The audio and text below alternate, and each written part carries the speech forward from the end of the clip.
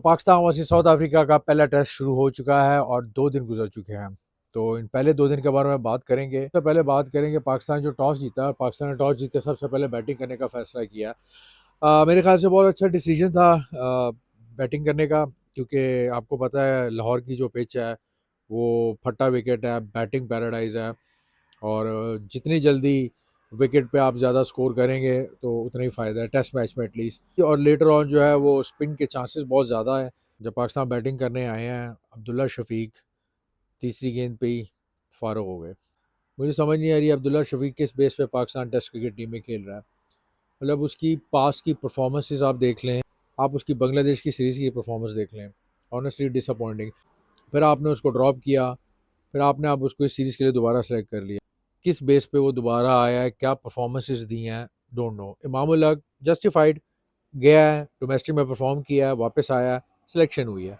पर अब्दुल्ला शफीक किस बेस पे आ रहा है मुझे समझ नहीं आ रही कि चाह क्या रहे हैं यार ये। यार कोई परफॉर्मेंस, कोई बेस। उसके बाद शान मसूद और मामूल हक ने बहुत ज़बरदस्त बैटिंग की, अच्छी पार्टनरशिप लगाई। मुझे लग रहा था कि जैसे विकेट आए ये कम अज़ कम भी जो है ना 450 वाली विकेट है, जो कि ईजिली आपको ना ये टेस्ट मैच जितवा सकती है। पिछले कुछ सालों से अगर आप परफॉर्मेंस देखें हमारे टेस्ट मैच में, कहीं भी ऐसा नहीं है कि यार हम ना डबल ट्रिपल सेंचुरी मार रहे हो। खैर, पाकिस्तान का 163 पे एक आउट था, 199 फॉर 5। अब आप यहाँ से हिसाब लगा लें कि आपके मिडिल ऑर्डर में क्या है। साउथ शकील गए, बाबर आजम मुझे समझ नहीं आ रही कि बाबर आजम क्यों नहीं ओवरकम कर रहे इस चीज़ से। आपने 48 गेंद खेल ली हैं, आप सेट खड़े हैं और आप स्पिनर्स को ऐसे विकेट दे दिया आपने। और ये काफ़ी अरसे से स्ट्रगल कर रहे हैं, मतलब स्पिनर्स के अगेंस्ट स्ट्रगल कर रहे हैं काफ़ी सालों से। ये मसला और ये हल नहीं हो रहा। देखिए, बात ये है कि स्पिन को खेलने के इतने बड़े बड़े लेजेंड हमारे पास पड़े हुए हैं। यार आप उनके पास चले जाओ, आप यूनुस खान के पास जाओ, आप मोहम्मद यूसुफ के पास जाओ, आप इंजमाम के पास जाओ। ये स्पिन को इतना ज़बरदस्त खेलते थे। यार आप उनसे जाके सीखो। देखिए, टेस्ट मैच के ना 2 तरीके होते हैं। या तो आपके पास स्वीप हो, पक्की स्वीप शॉट हो, तो आप टेस्ट मैच में लंबा खेले, तो जैसे सलमान अली आगा और रिजवान के पास है। या तो फिर आपके पास हो ना, आपको फीट यूज़ करने आते हो, जैसे शान मसूद और इमामुल हक ने स्टार्ट में किया है, तो उन्होंने सर्वाइव किया और वो लंबा लेके गए इनिंग्स में। बट अगर आप फीट भी नहीं यूज़ कर रहे और आपके पास स्वीप भी नहीं है, तो फिर आप कब तक कट और कवर ड्राइव खेल लोगे, क्योंकि स्पिनर्स जो है वो आपको तंग करें। और बैकफुट पे जाना स्पिनर्स के अगेंस्ट इस पिच पे बहुत डेंजरस है। तो फिर आपके पास ऑप्शन कोई नहीं बचती, या तो फिर आप स्पिन को एलिमिनेट कर दें स्वीप करके, तो आपके पास चांस है आप सर्वाइव कर लोगे। एक क्रीज पे खड़े होकर स्पिन को बैक फुट पे खेलोगे तो obviously you will struggle. So Babar Azam need to work on this. और ऊपर से क्राउड, माशाल्लाह जितना भी क्राउड आया हुआ था, लिटरली वो खुश हो गए थे जब बैट्समैन आउट हुआ पाकिस्तान का, क्योंकि बाबर आजम ने आना था। ठीक है, I understand, as a fan perspective आप बहुत खुश हैं, आप बाबर आजम को देखना चाहते हैं। पर बाबर आजम आएंगे यार बैटिंग करने, ये टेस्ट मैच है, obviously he will come to bat. ये चीज़ नहीं होनी चाहिए। मुझे लगता है शायद कहीं ना कहीं ये टीम को मेंटली बहुत ही ज़्यादा अफेक्ट करती है। खैर, Babar Azam struggle again and he got out, and उसके बाद सलमान अली आगा और जो है मोहम्मद रिजवान ने इज्जत बचाई थोड़ी बहुत। आपका 199 पे 5 आउट हो गए हैं। ये वो विकेट थी जिस पे आप इजीली ना 450-500 स्कोर कर सकते थे। उन्होंने थोड़ी बहुत पार्टनरशिप लगाई, वही हुआ, फिर कलैप्स। 362 तक पार्टनरशिप लगाई उन्होंने, अच्छी खासी पार्टनरशिप लगी 170 समथिंग की। और उसके बाद सरप्राइज 362 फॉर 6, 378 पे पूरी टीम आउट हो गई। अब आप देख लेंगे टीम कहाँ खड़ी है। ये वो विकेट है जिस पे आप 450 करते आराम से, इजीली बैटिंग पिच थी, आप 450 करते, आप ये मैच मेरे हिसाब से शायद ये चौथे दिन ही मैच ख़त्म हो जाता। आप फर्स्ट इनिंग्स में इतना लीड कर जाते कि लिटरली उनको पकड़ना ही मुश्किल था, क्योंकि ये पिच वो है जो बाद में स्पिन होनी है, इतनी स्पिन होनी है कि उनसे नहीं खेला जाना। और पाकिस्तान ने यूटिलाइज़ नहीं किया। बहुत बड़ा चांस था पाकिस्तान को 450-500 करने का। रिजवान ने अच्छी बैटिंग की, सलमान अली आगा ने अच्छी बैटिंग की, पर क्वेश्चन वही है कि यूटिलाइज़ नहीं कर पा रहे आप।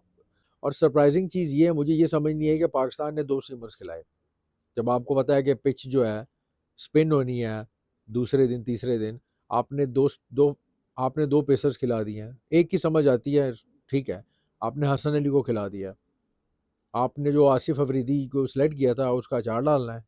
2 टेस्ट मैच है सारे आपके, ठीक है, तो आप उसको खिलाएं। अब आपने सेलेक्ट कर ही लिया तो उसको खिलाओ।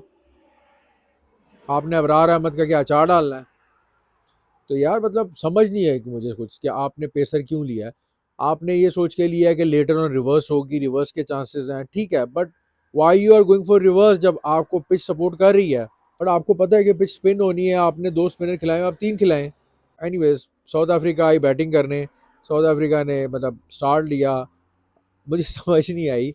आपने दूसरा ओवर स्पिन से करा दिया। मतलब आपकी डेस्परेशन यहाँ से शो हो रही है कि आप कितने यार डेस्परेट हो गए हो। आप अगर आपने सीमर खिलाया है तो फिर आप वो यार नए बॉल से उसको बॉल तो कराओ। स्किट करेगा, नया बॉल है यार, स्किट करेगा, आपको विकेट तो देगा। फिर अगर आपने खिला ही लिया हसन अली को, खैर स्पिनर्स ने ऑब्वियसली बात है अच्छी परफॉर्मेंस दी, विकेट ली। मैं ये नहीं कह रहा था कि स्पिनर्स को देना नहीं चाहिए था, लेकिन स्पिनर्स विल कम, ऑब्वियस सी बात है। टेस्ट मैच में सबसे बड़ी जो चीज़ होती है, आपने अपने बॉलर्स को यूज़ कैसे करना है। खैर पाकिस्तान ने बॉलिंग कराई, बीच में एक पार्टनरशिप लगी, लेकिन ज़बरदस्त बॉलिंग बाय नुमान अली। तो I have no doubts on Nauman Ali, is a good bowler. And obviously बात है साजिद खान वो भी ज़बरदस्त बॉलर है। पर मुझे लगता है कि यहाँ पे एक और होना चाहिए था।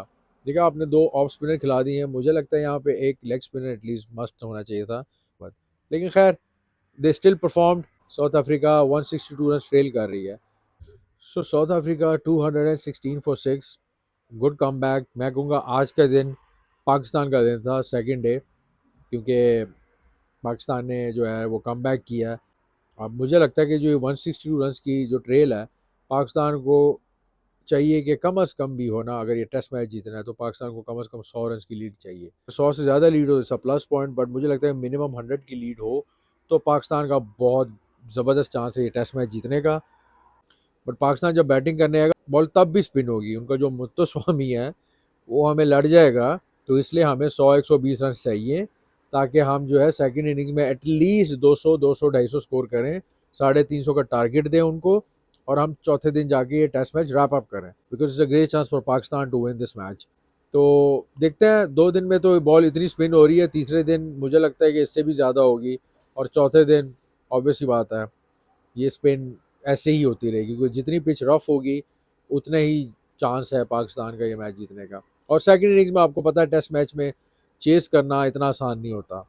सो साउथ अफ्रीका के लिए थोड़ा मुश्किल होगा। So yeah this was Pakistan versus South Africa second day का review. So we'll come up with more reviews, so keep following us. अल्लाह हाफिज़।